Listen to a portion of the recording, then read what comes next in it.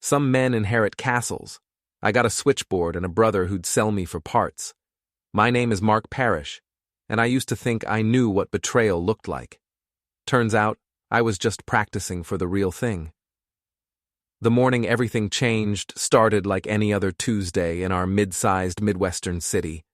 I was hunched over coffee in the kitchen of our two-story colonial, watching my wife Beth pack lunches for our daughters with the efficiency of a woman who had better places to be. At 36, she still turned heads at parent-teacher conferences, all sharp cheekbones and restless energy that made other men wonder what they were missing at home. "Bree needs her science project picked up after school," Beth said, not looking up from the sandwiches. "Can you handle it? Or should I ask John?" My brother John. Always the fallback plan, always the solution to my apparent inadequacies. At 41, he had the kind of charm that made clients trust him with their electrical work and their personal problems. As co-owner of Parish Brothers Electric, he ran residential while I handled commercial contracts. We'd built something solid together, or so I thought. "I'll get it," I said, watching Beth's reflection in the kitchen window. She was texting someone, thumbs flying across the screen with the kind of urgency she never showed when messaging me. 15-year-old Beau wandered in, already dressed for school in her track uniform. She had Beth's sharp intelligence and my stubborn streak, a combination that worried me more each day. 13-year-old Bree followed, quieter but just as observant, always watching the adults around her like she was solving some complicated equation. "Dad, can you drive us today?" Beau asked. "Mom says she has an early appointment." Another appointment. Beth had been having a lot of those lately. Yoga classes, book clubs, coffee dates with friends whose names I never quite caught. The kind of busy social life that seemed to require an extensive wardrobe and frequent trips to the salon. "Sure, kiddo," I said, grabbing my keys from the counter. "Your mom's got important things to do." Beth finally looked up, and for a moment I saw something flicker across her face. Guilt, maybe, or just irritation at my tone. Hard to tell the difference anymore. The drive to school was filled with the usual chatter about homework and weekend plans. I dropped the girls off and headed to the office, a converted warehouse on the industrial side of town where Parish Brothers Electric had been growing steadily for the past 12 years. John and I had started with nothing but a van and some basic tools, building our reputation one job at a time. Mary, our office manager, was already at her desk when I walked in. At 50-something, she knew everyone's business in a 20-mile radius and wasn't shy about sharing the interesting bits. Her desk was command central for gossip, invoicing, and keeping track of which brother was supposed to be where. "Morning, Mark," she said, looking up from her computer with the expression of someone who had news to share. "John's already out on the Henderson job. Said he'd be there most of the day." The Henderson job was a whole house rewiring project, the kind of work that could take weeks if you stretched it right. John had been spending a lot of time on that particular job, coming home with stories about the complexity of the work and the demanding nature of the client. Before we dive deeper into this story, I have one small request. Please subscribe, drop a like, comment, and hit that hype button to boost this channel so more people can discover these incredible Reddit stories. I settled into my office and pulled up the commercial accounts spreadsheet. We had 3 major projects running simultaneously, including a shopping center renovation that was keeping me busy 12 hours a day. The work was good, steady money that kept the lights on and the mortgage paid, but lately I'd been feeling like I was running on a treadmill that kept speeding up. Around 10:30, Mary knocked on my door. "Got a minute?" She closed the door behind her, which was never a good sign. Mary only closed doors when the news was particularly juicy or particularly bad. "I probably shouldn't say anything," she started, which meant she definitely was going to say something. "But I've been noticing some things." "What kind of things?" "Well, Beth's been calling here a lot when you're out on jobs, always asking for John specifically. And yesterday, when I was dropping off invoices at the Henderson place, I saw her car parked around the corner." The coffee in my stomach turned sour.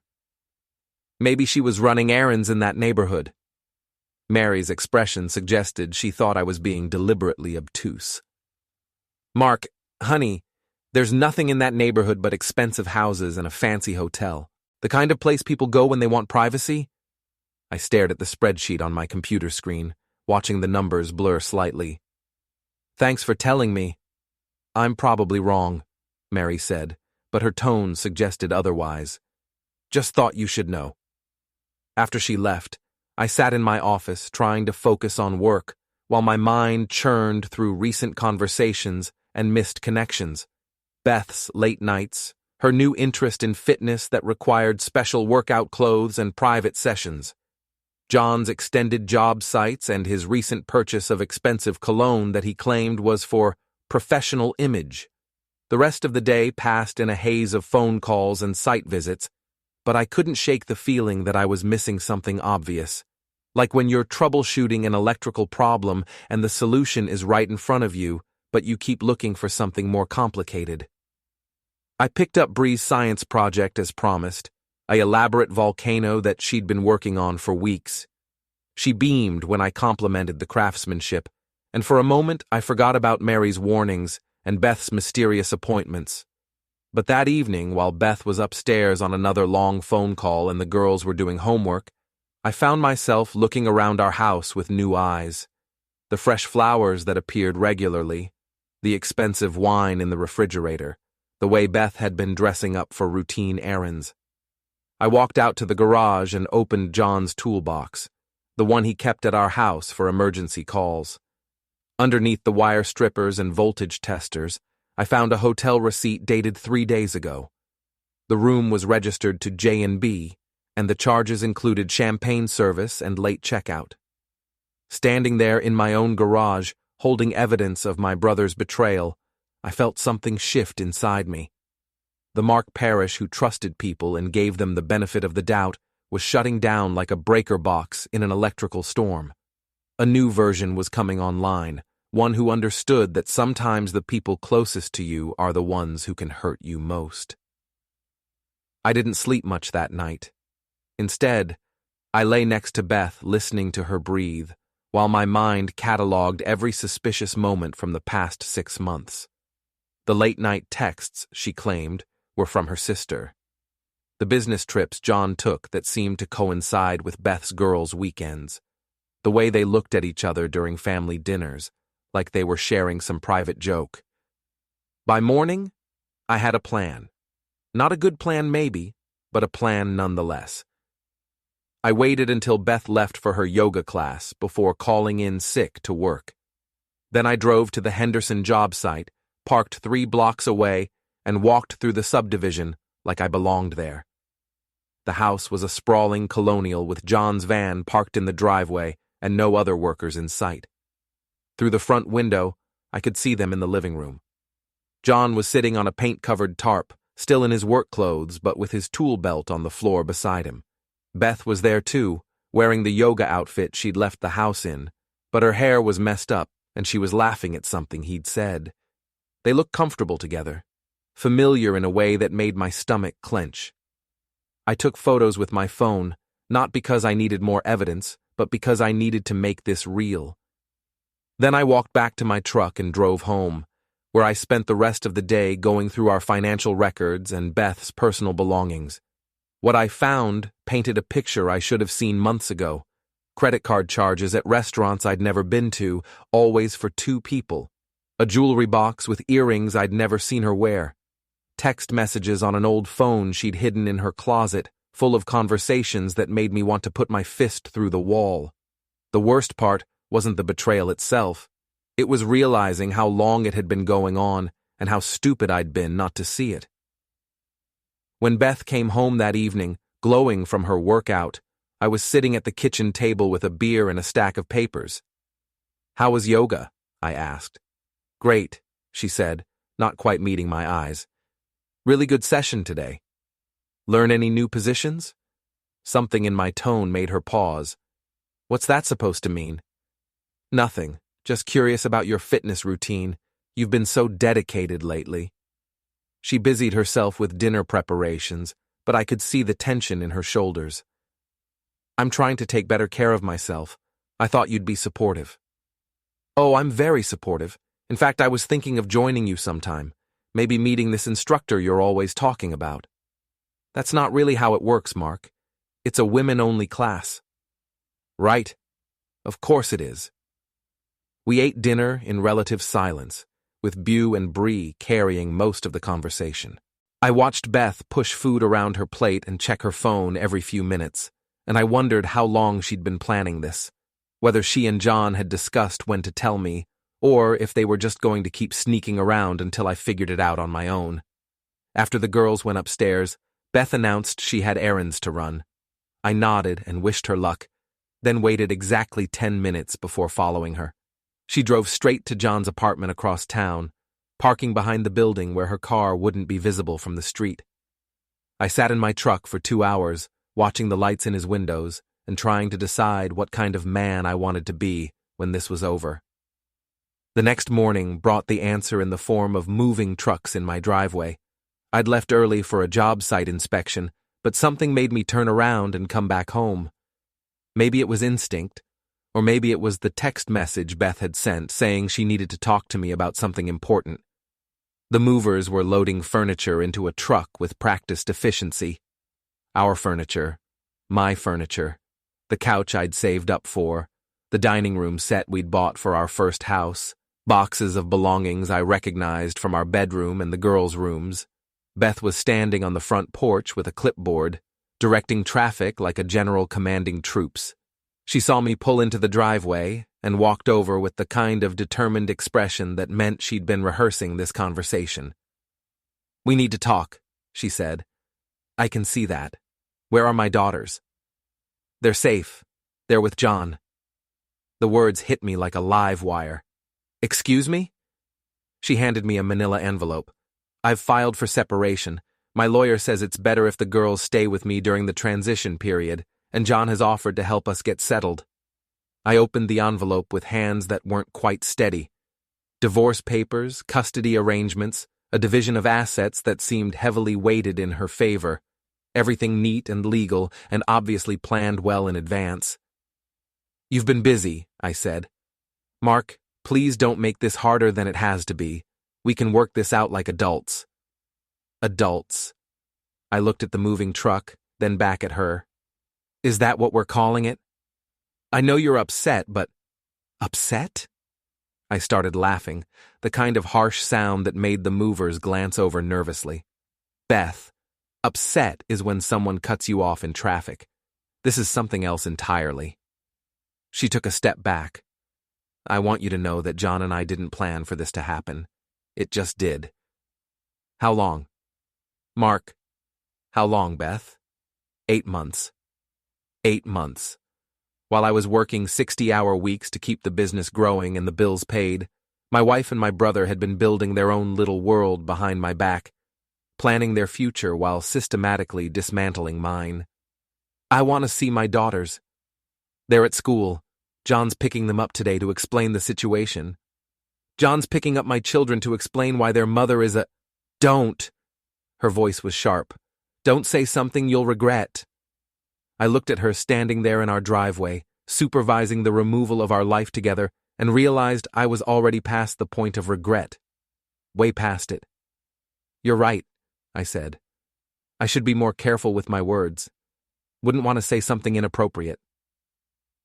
The movers finished loading and drove away, leaving tire tracks in the grass and a house that echoed with emptiness. Beth lingered on the porch, maybe expecting some kind of emotional breakdown or desperate plea for reconciliation. Instead, I walked past her into the house and started making a list of everything I needed to do. Cancel joint credit cards, change locks, call a lawyer, figure out how to explain to my daughters that their family had imploded while they were at school learning about photosynthesis and the Revolutionary War. Beth followed me inside. "Mark, I hope we can handle this maturely, for the girls' sake." I turned to look at her, this woman I'd loved for 16 years, and felt something cold settle in my chest. Maturely, right, because sneaking around with my brother for 8 months while planning to take my children and half my assets is the mature approach. You're not being fair. Fair? I set down my pen and really looked at her. Beth, you haven't even begun to see unfair. The next few days passed in a strange haze of legal consultations and empty rooms. I'd hired Tom Bradley, a divorce attorney with a reputation for being thorough and slightly ruthless, which seemed appropriate given the circumstances. He reviewed Beth's papers with the kind of professional detachment that made me wonder how many marriages he'd watched dissolve across his desk. She's asking for primary custody, the house, and half the business, he said, looking up from the documents, plus alimony and child support calculated on your gross income, not net. Can she get all that? Depends on a lot of factors. How long you've been married, your respective contributions to the household, evidence of fault on either side. He leaned back in his chair. You mentioned there might be some infidelity issues. I pulled out my phone and showed him the photos from the Henderson job site, along with screenshots of the text messages I'd found. Tom studied them with the same expression he might use to examine a particularly interesting legal brief. This helps, he said. Adultery isn't grounds for divorce in this state anymore, but it can influence custody and asset division, especially if she's been using marital funds to support the relationship. What do you mean? Hotel rooms, dinners, gifts. If she's been spending your money on her affair, that's considered dissipation of marital assets. We can ask for reimbursement. I thought about the credit card statements I'd been reviewing, all those charges at restaurants and stores I'd never visited. There's definitely been some of that. Good. What about your business relationship with the brother? We're partners, 50-50 ownership, but my mother holds a small percentage as well. She put up some of the initial capital when we started. Tom made notes on his legal pad. That complicates things. If your wife gets half your share, she'd essentially become your brother's business partner. Might be worth considering a buyout arrangement. The idea of John and Beth owning a controlling interest in the company I'd helped build made my stomach turn. What are my options? Several. We can fight the custody arrangement, especially if you can prove she's putting the children in an unstable environment. We can challenge the business valuation and push for a different asset split, and we can definitely pursue the dissipation claim. I left Tom's office feeling slightly more optimistic, but that mood evaporated when I tried to call my daughters that evening. Beau answered on the fourth ring, her voice carefully neutral. Hi, Dad. Hey, kiddo. How are you doing? Okay, I guess. This is all pretty weird. I know. I'm sorry you're caught in the middle of this. Is your sister around? She's doing homework. Mom says we shouldn't talk too long because it might upset us more. Your mom said that? Yeah. And Uncle John thinks it's better if we focus on adjusting to the new situation instead of dwelling on what happened. Uncle John had opinions about my relationship with my own daughters. That was a new development. Beau, I want you to know that none of this is your fault, okay? And no matter what happens between your mom and me, I love you and your sister more than anything. I know, Dad. I love you too. After she hung up, I sat in my empty house and tried to figure out how my life had become a country song, cheating wife, backstabbing brother, and a dog that had apparently chosen to live with the betrayers rather than stay loyal to me. The next morning, I decided to visit the job site where John was supposedly working, not to confront him exactly, but to get a better sense of what I was dealing with. The Henderson project was nearly finished, which meant John would be moving on to other jobs soon. Jobs that might not provide the same convenient cover for his extracurricular activities. I parked across the street and watched him load tools into his van. He looked relaxed, maybe even happy, whistling while he worked. The sight of him going about his normal routine while my life fell apart triggered something ugly in my chest. My phone buzzed with a text from an unknown number. We should talk. Meet me at Murphy's bar tonight at 8. Come alone. L. Murphy's was a dive bar on the south side of town, the kind of place where people went to drink seriously and mind their own business. I had no idea who L might be, but at this point I was curious enough to find out. That evening, I arrived at Murphy's a few minutes early and claimed a corner booth with a clear view of the entrance. The bar was dimly lit and mostly empty, with classic rock playing at a volume that discouraged conversation. Perfect for whatever kind of meeting this was supposed to be. At exactly 8 o'clock, a woman walked in and scanned the room until she spotted me. She was probably in her 40s, with short brown hair and the kind of practical clothes that suggested she worked with her hands.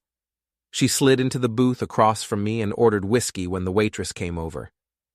"You're Mark Parish," she said. It wasn't a question. "That's right. And you are?" "Lucy Chen. I run Chen Electric over on the east side." I knew the name. Chen Electric was one of our competitors, specializing in residential work.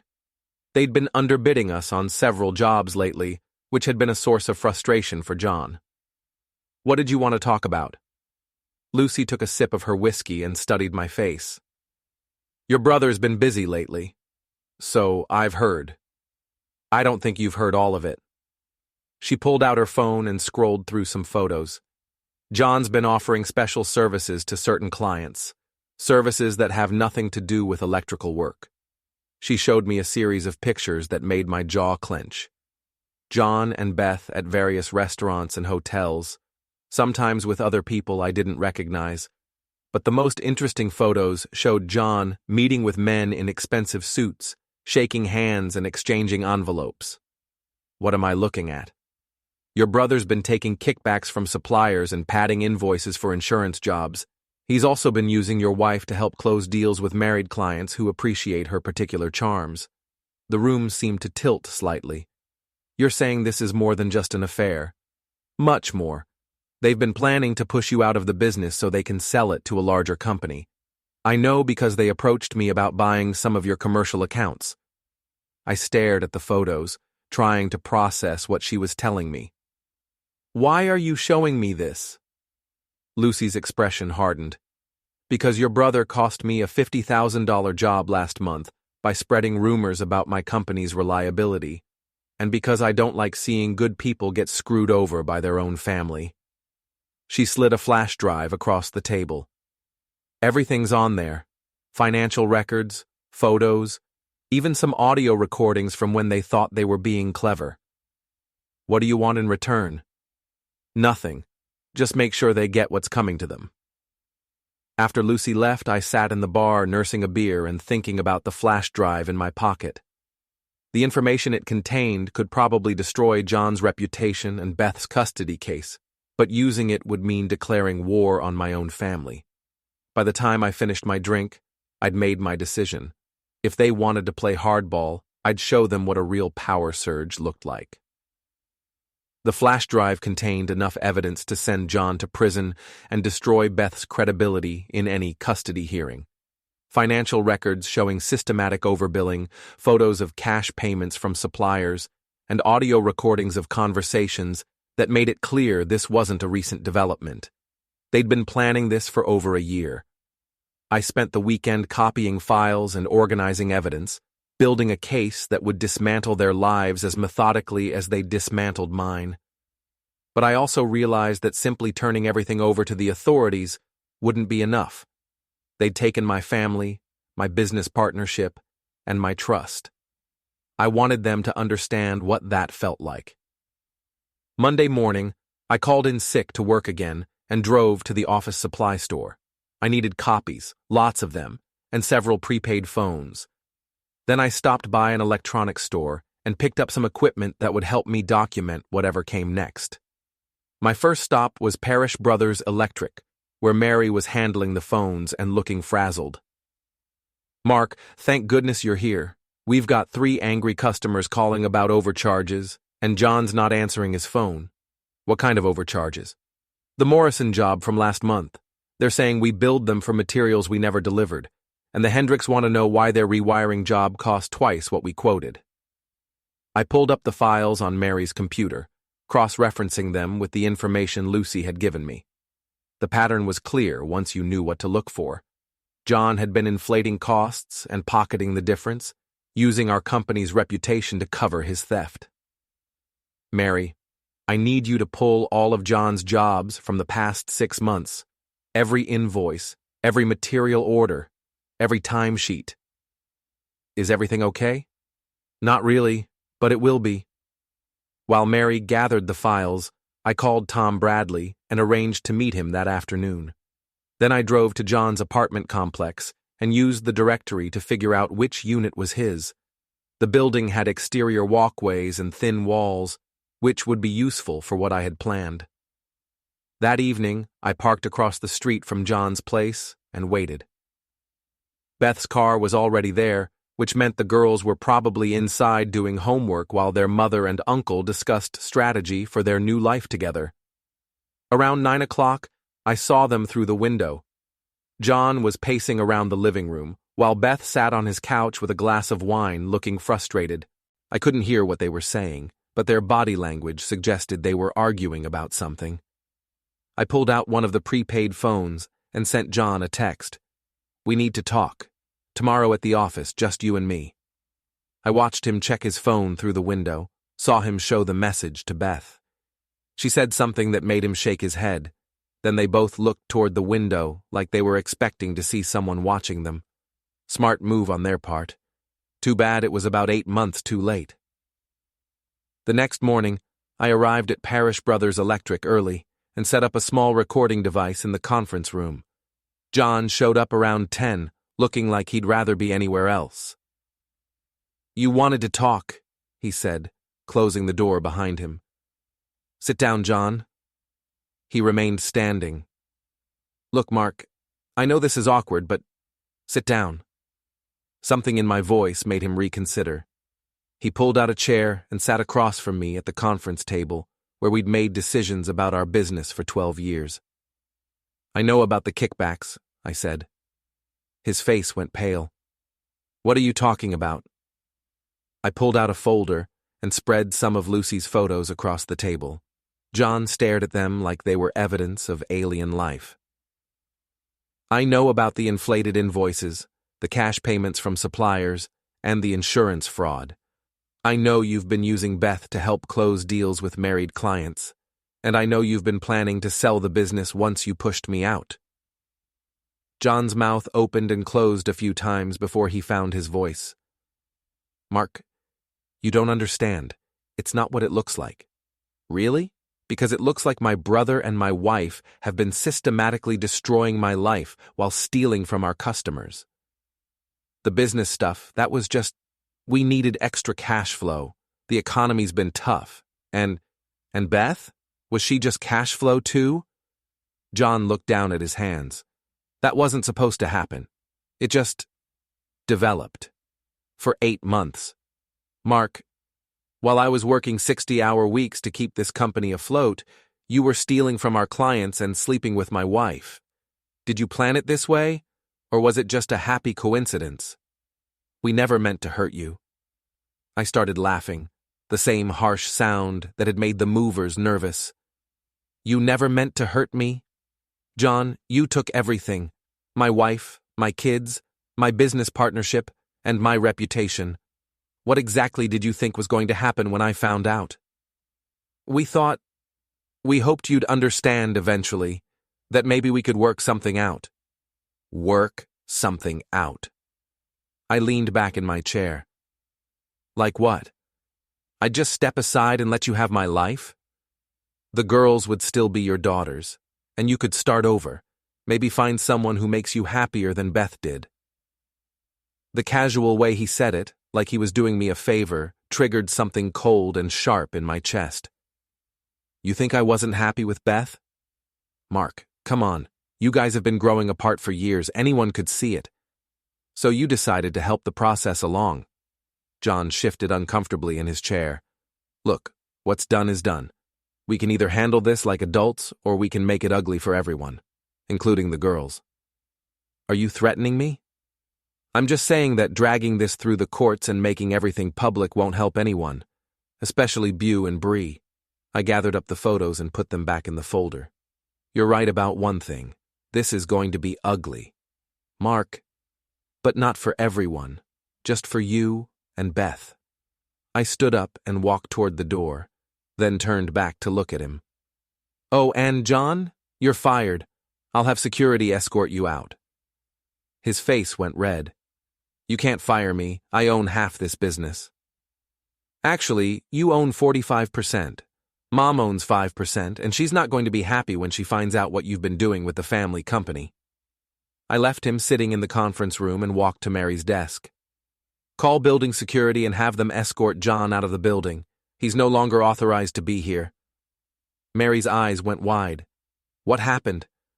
"I'll explain later. Right now, I need you to change all the locks and passwords and cancel John's access to the bank accounts." "Mark, are you sure about this?" "I've never been more sure of anything in my life." While security dealt with John, I called my mother and asked her to come to the office. Ruth Parish was 72 years old and had been widowed for 8 years, but she still had the sharp mind that had helped her build a successful real estate business before she retired. She also had very strong opinions about family loyalty and business ethics. When she arrived, I showed her the evidence Lucy had provided and explained what John and Beth had been doing. She listened without interrupting, her expression growing darker with each revelation. "That boy," she said finally. "I raised him better than this." "I know, Mom. I'm sorry you have to see this. Are you going to press charges?" "I don't know yet, but I am going to make sure they can't hurt anyone else." Ruth nodded slowly. "What do you need from me?" "I need to buy out John's share of the business. Can you help me with the financing?" "Consider it done." That afternoon, I had Tom Bradley draw up papers dissolving the partnership and transferring John's ownership to me. Then I started making phone calls to our suppliers and major clients, explaining that there had been some irregularities in our billing and that we were conducting a full audit to make sure everyone had been charged correctly. By the end of the day, word was spreading through the local business community that something was wrong at Parish Brothers Electric. John's phone was probably ringing constantly with questions he couldn't answer, and Beth was learning what it felt like to have her comfortable world start crumbling around her, but I was just getting started. The next morning brought the first sign that my strategy was working. Beth called at 6:30, her voice tight with panic. "Mark, we need to talk. Right now." "Good morning to you too, Beth. How are the girls?" "They're fine, but that's not why I'm calling. What did you do to John?" "I fired him. From my own company. Seemed like the reasonable thing to do under the circumstances." "You can't just fire him. He owns half the business. Actually, he owned 45%, past tense. I bought him out yesterday." Silence on the other end of the line. Then, "That's impossible. He would have had to agree to sell." "Not if he violated the partnership agreement. Fraud and theft are grounds for involuntary dissolution. My lawyer was very thorough about that." "Mark, please, can we just sit down and work this out like reasonable people?" Reasonable people. I poured coffee and looked out at my empty house. "Beth, reasonable people don't steal from their customers and sleep with their brother-in-law. Reasonable people don't take someone's children and move in with their affair partner. The girls are still your daughters. Nothing's changed about that." "Everything's changed about that. You moved them into John's apartment without asking me, and now you're asking me to be reasonable. We can work out a visitation schedule." "Visitation?" The word came out sharper than I'd intended. "Beth, I'm not a weekend visitor in my daughters' lives. I'm their father." "Of course you are, but they need stability right now, and moving back and forth between houses would just confuse them. What would confuse them is finding out their mother's been lying to everyone for 8 months. Another pause. "What's that supposed to mean?" "It means I know about more than just the affair, Beth. I know about the business fraud, the kickbacks, and your role in helping John steal from our clients." "I don't know what you're talking about." "Really? Because I have photos of you at business dinners with married clients, helping John close deals by being friendly. I have recordings of you and John planning to sell the company once you pushed me out, and I have financial records showing exactly how much money you've been stealing." The silence stretched so long I thought she might have hung up. Finally, "Mark, You're scaring me. Good. You should be scared, because I'm done being the nice guy who gets stepped on by his own family. I hung up and finished my coffee, then drove to the office. Mary was already there, fielding phone calls from confused customers and suppliers who'd heard rumors about problems at Parish Brothers Electric. How bad is it? I asked. 3 customers want meetings to review their bills, 2 suppliers are asking about payment schedules, and the bonding company wants to discuss our insurance coverage. Set up the customer meetings for this week. I want to be completely transparent about what happened and how we're fixing it, and call the suppliers back and assure them that their payments are secure. What about the bonding company? Tell them we're conducting an internal audit and we'll have a full report for them by Friday. The next few days were a blur of meetings, phone calls, and damage control. I met with every customer who had concerns, showed them the evidence of John's overbilling, and offered to make full restitution. Most of them were understanding, especially when I explained that I'd been unaware of the fraud and was taking steps to prevent it from happening again. The suppliers were more concerned about their ongoing relationships, but they seemed satisfied when I showed them the new internal controls I was implementing. The bonding company required more extensive documentation, but Tom Bradley helped me prepare a comprehensive report that demonstrated the steps I was taking to protect the business. By Thursday, I felt like I had the business situation under control. The personal situation was more complicated. Tom had filed a motion to modify the custody arrangement, arguing that Beth had moved the children into an unstable environment without proper notice. He'd also filed for an emergency hearing on the asset division, claiming that Beth and John had been dissipating marital assets through their fraudulent business practices. The judge will probably order a temporary custody arrangement until we can have a full hearing, Tom explained, but the evidence you've provided should help your case significantly. What about the business fraud? Should I press criminal charges? That's up to you. The evidence is certainly strong enough to support prosecution, but you should consider how that might affect the girls. I thought about Beau and Bree, already dealing with their parents' divorce and now living with their uncle while their world fell apart around them. Did they need to see their mother arrested on top of everything else? Let me think about it. That evening, I was sitting in my empty house reviewing legal documents when someone knocked on the front door. I looked through the peephole and saw Beau standing on the porch, looking nervous and determined. I opened the door and she walked in without waiting for an invitation. Dad, we need to talk. Of course, kiddo. Is everything okay? She sat down on the couch and looked around at the mostly empty living room. Mom told us you're trying to take us away from her. That's not exactly what's happening. She says you're being vindictive because you're hurt about the divorce. And Uncle John says you're trying to destroy their lives because you can't accept that Mom's happier with him. The casual way she repeated John's words made my hands clench. What do you think? I think there's a lot more going on than anyone's telling us, and I think Bree and I deserve to know the truth. I looked at my 15-year-old daughter, so serious and mature beyond her years, and realized she was right. She and Bree had been caught in the middle of something they didn't understand, and they deserved better than the sanitized version their mother was probably giving them. The truth is complicated, Beau. I can handle complicated. So I told her. Not everything, and not the ugliest details, but enough to help her understand why her family had fallen apart, and why I was fighting so hard to protect them. She listened without interrupting, her expression growing more serious as the story unfolded. When I finished, she was quiet for a long time. How long have you known? She asked finally. About a week. I suspected something was wrong for a while, but I didn't have proof until recently. And you're sure about all of it? I'm sure. She nodded slowly. Bree suspected something too. She said Mom and Uncle John were acting weird, like they were keeping secrets. I'm sorry you girls got caught up in this. None of it is your fault. I know. She stood up and walked to the window, looking out at the street where she'd grown up. Dad, what's going to happen to us? I don't know yet, but I promise you that whatever happens, I'm going to make sure you and Bree are okay. What about Mom? That was the question I'd been dreading. I don't know about your mom either.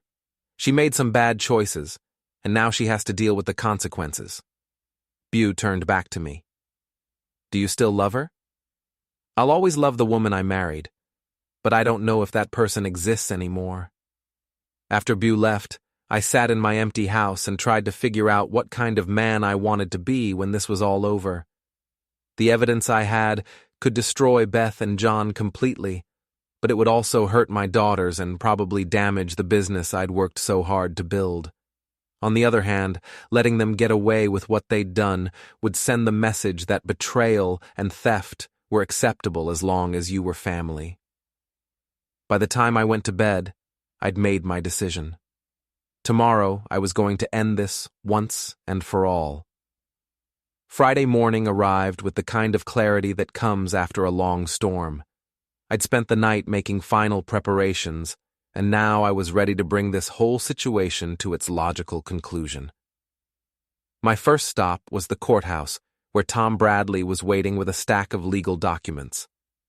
"Are you sure about this?" he asked. "Once we file these motions, there's no going back." "I'm sure."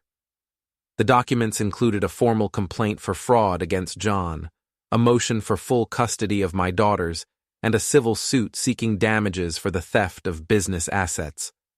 Everything was supported by the evidence Lucy had provided, plus additional documentation I'd gathered over the past week.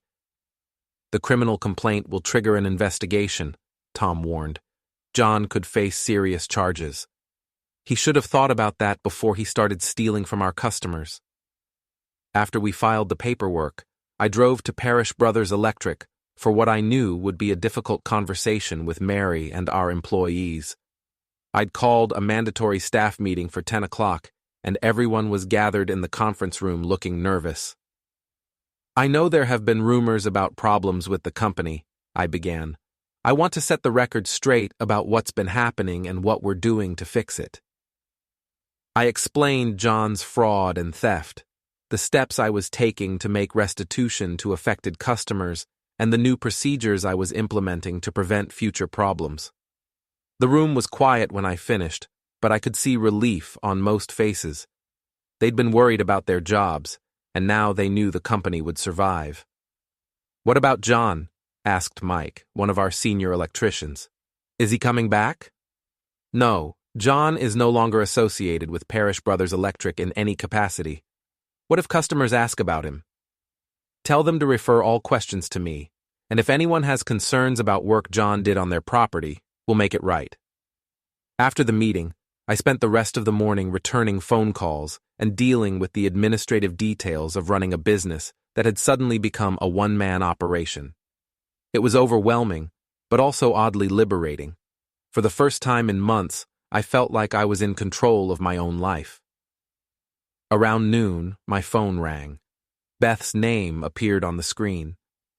"The police were just here," she said without preamble. "They have a warrant for John's arrest." I figured they would. "Mark, how could you do this? He's your brother." "He was my brother. Brothers don't steal from each other and sleep with each other's wives." "You're destroying our family." "Beth, you destroyed our family 8 months ago. I'm just making sure everyone knows about it." "What about the girls? Do you want them to see their uncle arrested?" "I want them to understand that actions have consequences, something you apparently never learned." She hung up, but my phone rang again almost immediately. This time it was John. "Mark, please, we can work this out. I'll pay back every penny, and Beth and I will move away. You'll never have to see us again." "Too late for that, John. Think about what this will do to Mom and the girls. Do you really want to put them through a trial? You should have thought about that before you decided to become a thief." "I'm your brother, Mark. Doesn't that mean anything to you?" "It used to, but brothers don't betray each other for money and personal gain." I hung up and turned off my phone. Whatever happened next, I didn't want to hear their excuses or pleas for mercy. They'd made their choices, and now they could live with the results.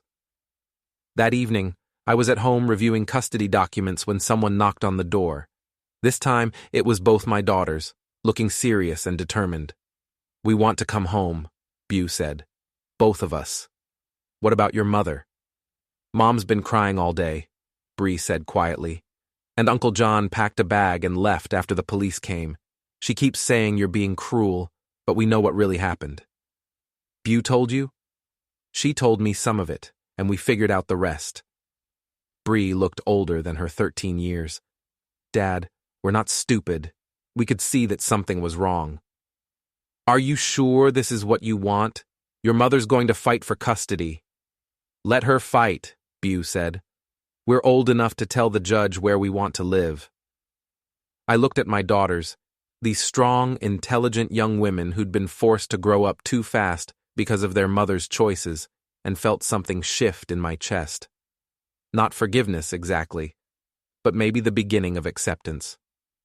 "Okay," I said. "Let's go get your things." The drive to John's apartment complex was tense, but when we arrived, Beth was waiting on the sidewalk with several suitcases. She looked exhausted and defeated, nothing like the confident woman who'd supervised the moving trucks a week ago. "Girls," she said, reaching for them, "you don't have to do this. We can work something out." "Mom, we've made our decision," Beau said gently. "We want to live with Dad." "But I'm your mother. I love you." "We love you too," Bree said, "but we can't live with what you did." Beth's face crumpled, and for a moment I almost felt sorry for her. Almost. "Mark, please, don't take them away from me." "I'm not taking them anywhere, Beth. They're making their own choice. They're children. They don't understand. They understand more than you think." I loaded the suitcases into my truck while the girls said goodbye to their mother. And they understand the difference between right and wrong. The custody hearing was scheduled for the following week, but with both girls stating clearly that they wanted to live with me, the outcome was predetermined. Beth's lawyer tried to argue that I was manipulating them against their mother, but the evidence of her fraud and adultery made that claim difficult to support. John was arrested on multiple charges of fraud and theft. He pleaded guilty as part of a deal that would keep him out of prison, but require him to pay full restitution to the customers he'd cheated. He also agreed to sign over his remaining business assets to me and to have no contact with my daughters. Beth kept her job, but lost most of her friends when the details of the scandal became public knowledge. She moved to an apartment across town and tried to rebuild her relationship with Beau and Bree, but the trust was gone. They saw her occasionally, but it was awkward and painful for everyone involved. As for me, I threw myself into rebuilding Parish Brothers Electric. The scandal had damaged our reputation, but our commitment to making things right with affected customers helped restore confidence in the company. Within 6 months, we were busier than ever, and I'd hired 3 new electricians to handle the workload. The house felt like home again with the girls back, and slowly we started building new routines and traditions. Family dinners without the tension of hidden secrets. Homework sessions where I actually knew what was going on in their lives. Weekend projects that didn't involve wondering where Beth was or why John was always too busy to help. One evening, about 8 months after everything fell apart, Beau asked me if I was happy. "Getting there," I told her. "It takes time to rebuild after something like this." "Do you miss Mom?" "I miss the person I thought she was, but I don't miss the lies and the secrets." "Do you think you'll ever get married again?" "Maybe someday, when I meet someone who understands that family means loyalty and trust, not just convenience." She nodded thoughtfully. "I'm glad we came home, Dad." "Me too, kiddo. Me too." Looking back, I realized that the worst betrayal wasn't the affair or even the theft. It was the assumption that I was too weak or too stupid to fight back when they tried to take everything I'd worked for. They thought they could dismantle my life piece by piece while I stood by and watched. They were wrong about that. Sometimes the quiet guy with the electrical tools and the steady paycheck turns out to be more dangerous than anyone expected. Sometimes the person you underestimate is the one who brings your whole world crashing down around you.